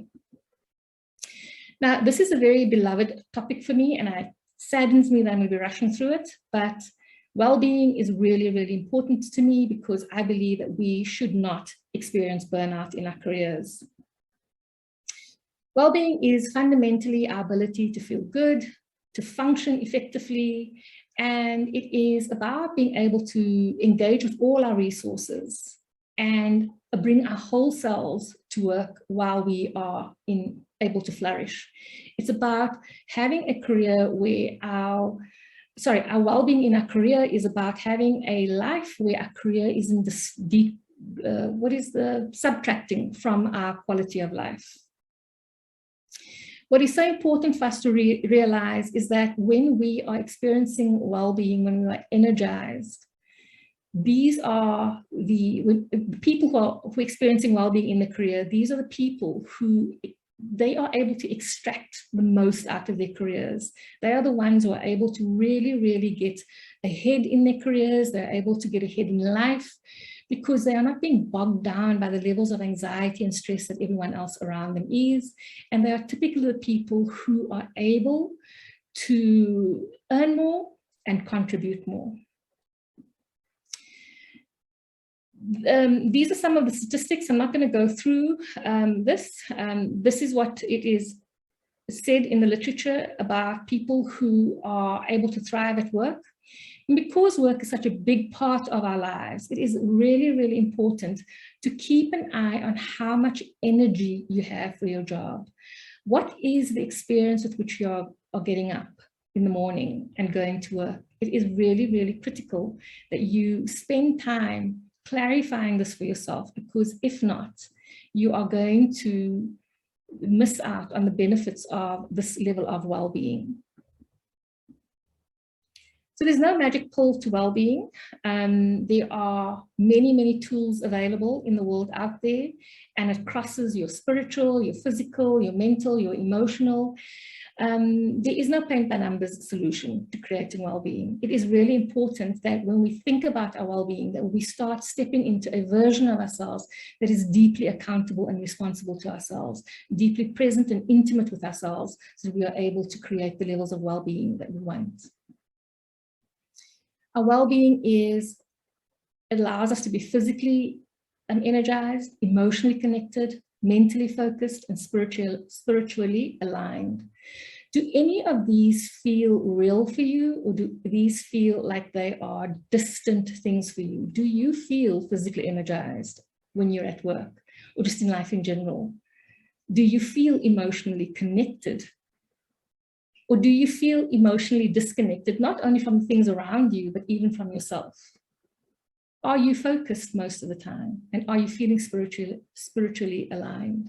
Because if these are not things that you're experiencing, then you start to become huge candidates for burnout, and if not burnout, disengagement. These are some thoughts about how you can recognize where you are in your energy zone. Could you be in burnout? Could you be simply coping? Or are you heading into a renewal? Or are you at high performance? These are some ideas about what burnout looks like. You're exhausted, depleted, you feel empty, disconnected, sad, and depressed, hopeless. Coping looks like you're impatient, irritable, frustrated and angry, you're quite defensive, fearful, anxious, and worried. You'll notice at coping that you're still engaged. At burnout, you've just given up. Renewal is you're coming to a place where you're feeling carefree, you're feeling peaceful, you feel relieved, mellow, and receptive. You are welcoming things. It's that space of willingness that is coming through. And then in performance, when you are feeling in a high energy zone, you can perform and feel calm. You can perform and feel aligned, optimistic, challenged, engaged, and invigorated. If I were to ask you which zone you see yourself in, which would it be? So if you just want to use the chat very quickly, let me know where you find yourself. In which zone do you find yourself on a day-to-day basis? So when it comes to our well-being, what do you want to grow? What priority do you want to create? So I am pretty much at the end of the presentation. I wanted to share with you very quickly a program that I'm launching. And the program is called Qualified to Be You. And I believe in this program with all my heart. It's been sitting in my heart for years and years and years. And I've just started doing this work actively very recently. And I believe that being yourself is the ultimate superpower. I will share with you more thoughts and ideas later on offline about Qualified to Be You. But I just want to share with you that Qualified to Be You is about really and truly coming home. It's about unburdening yourself and making your mark. And in the program, we spend a lot of time clarifying purpose, clarifying vision. We do some of the stuff around really unpacking what your personal pin code for success is and accessing your personal genius. In the next module, we work through the art and science of emotions. We work through living autonomously and through slaying the boogeymen of your mind, and how in this particular module in Unburdened, we really talk about how to create higher levels of self-compassion and self-love. This is really the heart of the program. And it is where you start shifting the relationship that you're in with yourself and how you start shifting the relationship that you're in with your career. And in the final module, we talk about creating peace as a way of life. There is a way in which we can create our work life without falling prey to burnout. There is a way in which we can make grit and grace available to ourselves. And there is a way in which we can be confidently iconic. And what I want to share with you is some of the feedback that I get from this program. These are some of the things that people say. What I really want to share with you before I part ways with you and answer your questions is that this program, if you were to go to my website ordinarily, you would get this program for 7,500 Rand at the moment because it is a group program. But what is so fascinating about MiChem Dynamics and what they have done as an offer is that if you take up the offer as part of this program, and I will share a link with you by email, if you take up this program, out of this particular webinar, MiChem is going to subsidize you, and the price that you will pay will be 5,500 Rand. So I don't know if there are too many other organizations, especially not organizations the size of MiChem, that is willing to do that for a market and faceless, nameless people out there where they are willing to invest in people. But I think it is really, really extraordinary that MiChem is doing this. And so if you want to participate in the program, I'm going to enter a link into the chat box where you're able to see more details about the program. But for now, I'm going to stop sharing and I'm going to start having a look at the questions. We have a few minutes left. Thank you. Yeah, no, it's fine. Guys, we are going to go a little bit over time. So if you need to go, it's all fine. The whole recording will be available. We will share all the links if you need to rush off at 12. But Sophia, I think if we go past a few minutes, everyone's going to love it. I think, yeah, Sophia, I hope you guys enjoyed this. It was profound. What do you think? It's a little bit different than my lab webinars. So you can see why we love Sophia so much. And, you know, once again, thank you, Sophia, for your contribution. I think if I can just quickly, from my side, few things that came up, you guys would have seen on the chat, things that she said, I would put it on the chat to remind all of you guys. I think that, you know, human beings, we stop dreaming. Like if I look at my 6-year-old son, Ruben, like he's just all over the place. He wants to take over the world. His dreams are so big and profound. And I thought the other day, you know, when does this stop? When do we stop dreaming like this? And then some people might say, yeah, but Santi, you know, we get hurt. We are too busy. You know, the responsibilities of life takes over. There's too much risk. The economy is falling apart. And then we just stop dreaming, you know, and I believe actually that all of these things that happens to us as we grow up is actually knowledge that we gain through life that is not supposed to stop us to dream, but to create the path we need to play in to achieve the dream. You know, that is what that experience we get of growing up contributes us. It tells us this is the way you need to go in order to still fit in with the world and get all of the things done, you know, but remember your dream, as Sophia have said. When she was young, she had a dream, and today she's living the dream, but she's had to go through all of these challenges at the end of the day. And Sophia, what I loved also what you brought in, there was a lot of things, but where you said goals are not about achieving the goal. That was like a mind shift for me, because, you know, you said that the process that unfolds for us through the process is the process of achieving the goals is what it's about. It's not the goal itself. And I could really relate to that, you know, when I look at achieving my own goals, you know, so there's that whole process of going towards the goal. When I achieve it, I'm like, yeah, okay, sharp, let's move on. But then when I look back at it, the thing that I remember is not the achievement of the goal, it's the experience, it's the people that I've touched, the people that I've met, you know, the difference that I've made. So that really related to me personally. I don't know about all of you guys. Thank you so much. Yes, see. Very much about who you become. Yeah. Okay, I've got just a few questions here. The first one was about, is there a difference between having a dream for your life and having a vision for your life? So that difference between dream and vision. For me, you know, your vision is what you see in your dream. The vision is kind of what emerges from being present to yourself and being present to your dreams. As young kids, we are very present in the moment. We're present to ourselves and we have dreams, we daydream. And I don't know about you, but there comes a point in time when somebody tells you to stop daydreaming, to stop fantasizing, to stop, get your head out of the clouds, and all those kinds of comments that you are told as you are growing up. And somehow we take these comments very seriously. My invitation to any human being on earth, and definitely the people in this webinar, is spend time with your head in the clouds. Spend time, dream, dream, dream, dream, dream. You create everything twice at least. First in your mind, then in reality. And between those two creations, there is a change of who we become. There is a shifting of our identity, a shifting of ourselves. And so the vision is the product of the dreaming, right? And your vision is not static, your vision evolves, right? But it's not going to evolve if you keep being present to your dreams.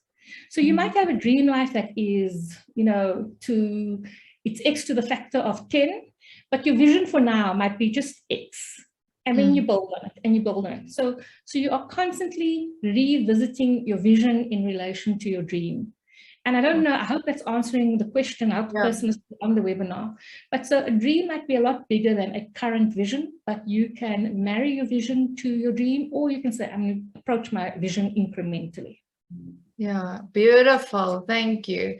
So there was about 2 people that asked similar questions. I'm just going to combine it. So especially when you spoke about, being intimate with yourself and spending time having conversations with yourself.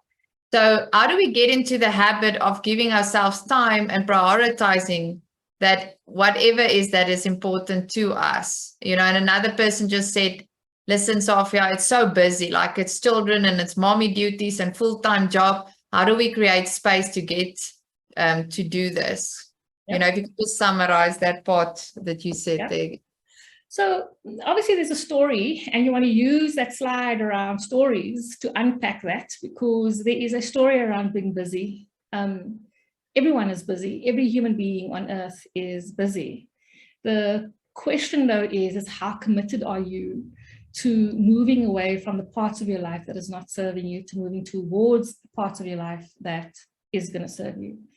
And every single time we embark on something, a new way of being, there's an old way of being, or there are aspects of an old way of being that we have to let go of. There are definitely things that we've got to do less of and other things that we've got to do more of. And we've got to remember that we are in seasons of our lives. I am now at a point in time where my kids are in their teen years, and I definitely have a bit more time. By the way, I created my new reality when my kids were very young. And it was just, this was a non-negotiable for me. I had the conversations with people that I had to have conversations with. And some of the reflection time was when I was driving. It was when I was pushing a cart in or standing in the queue in Woolies. And I can tell you now, I can't, and I know Santi does this as well, by the way. I know this because Santi will be in the Woolies queue and she'll be typing things and sending messages and I don't know what not. It's about grabbing the moments where it is. And what is beautiful for me is that when the vision is crafted in your mind, it is alive and it will come up automatically. If you have got time that you're watching TV, then be committed and watch a little bit less TV. If you are on Reels on Facebook, you've got time. If you are having Skinner sessions at work, rather go and sit in a quiet space and go and do what you need to do and bond with yourself, right? If you are waiting, Santi and I share a class, a program where we are in a class together, and one of our peers shared that she now uses the time when she's waiting for the kettle to boil to do something, right? Kettle boiling is about 3 minutes. If there is 3 minutes to be with yourself, then don't do other things. Be with yourself. Be true to your reality. Use what you've got here and now and work with what you have. Don't think of, I can't, they can because they've got this, they've got that. Everyone's life is in flux. Everyone is busy. And, sometimes it's about waking up 15 minutes earlier. And I know some people want to cluck me when I say that. They're already finding the opportunities where you can. Yeah, and to start. Okay, we've got a question on the course. So maybe you can just, the question is, do you only have the course for a group? What about individuals? So I think just quickly share about that and then the individual. If you go onto my website, you'll see there's a course. So this program is adopted specifically to do as a group. But I have another program called Bliss After Burnout. And if you want to do Bliss After Burnout, just give me an email. My email, I will be emailing you, and you will see that Bliss After Burnout is a program that is about helping you to really craft from the bottom up your career, your lifestyle, all those kinds of things. It's about really giving you processes and procedures and ways of being, ways of thinking, ways of relating to yourself. The only thing, of course, is that the offer that MiChem is making is not available for Bliss After Burnout. The offer is available for Qualified to Be You, because Qualified to Be You is intended to be like, you know, a group program where everyone is not only being supported by me, but people are coming together collectively across industries, across the industry that MiChem is in, and allowing people to build those positive relationships and to co-regulate and to take each other on a journey. It's about creating a tribe, and that's what MiChem is investing in. Yeah. Any other questions? Then, how do you get the confidence to present yourself as a change agent, as you touched on that as being one of the key things that has defined your brand? So this question was asked before your confidence discussion, so maybe you can just do the... So,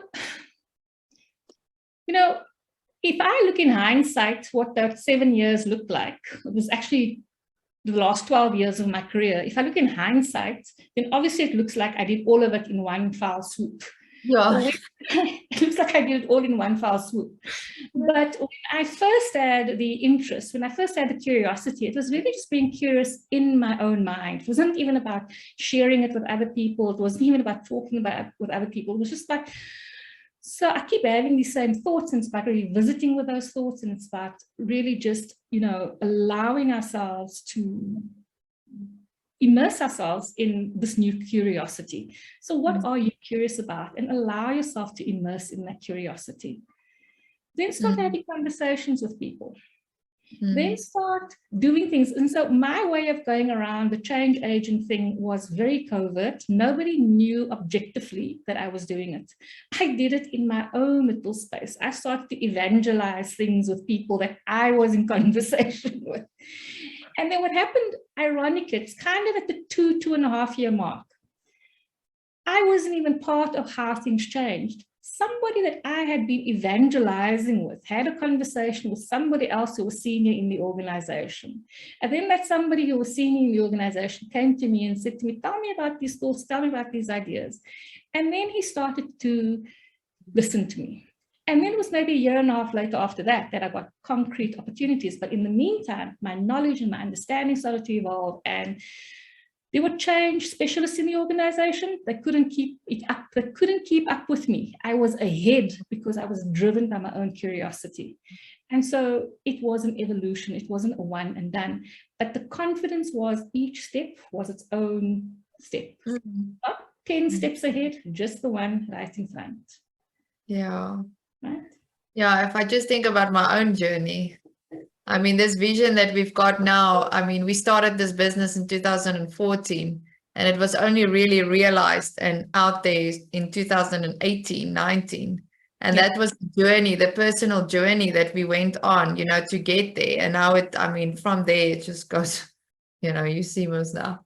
I just also want to say, is that when you start having those one-on-one little conversations with people about what you're interested in, that's probably part of what is the most difficult, because people, I'm a lawyer by training. Now I'm talking about people and change things, and they're like, who are you? Like, your legitimacy to have this conversation is zero. And that's one of the biggest stretches. That is where you're like, okay, I've got to step into this. It's not in public necessarily, but each step has its own shift. So be patient with yourself. Compassion, compassion, compassion. compassion. Yeah, yeah. And then last one, what does creating positive relationships at work require as it gets hard to deal with big egos and the subconscious of being too forward at times? Thank you, Arlene. Sure. Do we have another half an hour? Yeah, that literally is another half-hour conversation. Yeah. It's one of the things that I'm very, very, very fixated about. And because positive relationships is such a big part of well-being. And if you are struggling with burnout, you're struggling with anxiety, struggling with stress in the workplace, positive relationships is one of the go-to places in which you can start diluting that. Positive relationships start with a positive relationship, with yourself, and that is that introduction of patience and kindness.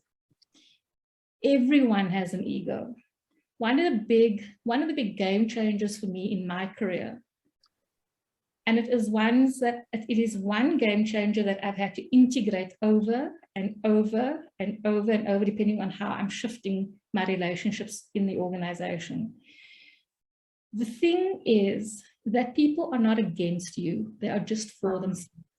Yeah. Listen, say that again. Say that again. People are not against you; they are for themselves. Listen, yeah. And when you have a level of safety and comfort within yourself, because you are offering yourself compassion, you are patient and kind towards yourself, you're reorganizing the narrative in your mind, you can start to have conversation with people. People love to talk about themselves. Yeah. Give them the space to do that.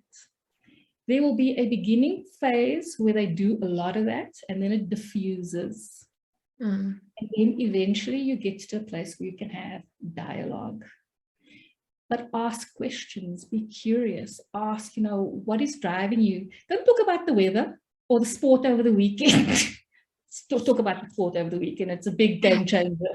But start asking people questions. Wonder about things, and wonder about things about them. They will reveal themselves, and you will start to see very, very quickly that very few people are as deeply into ego as we assume they are.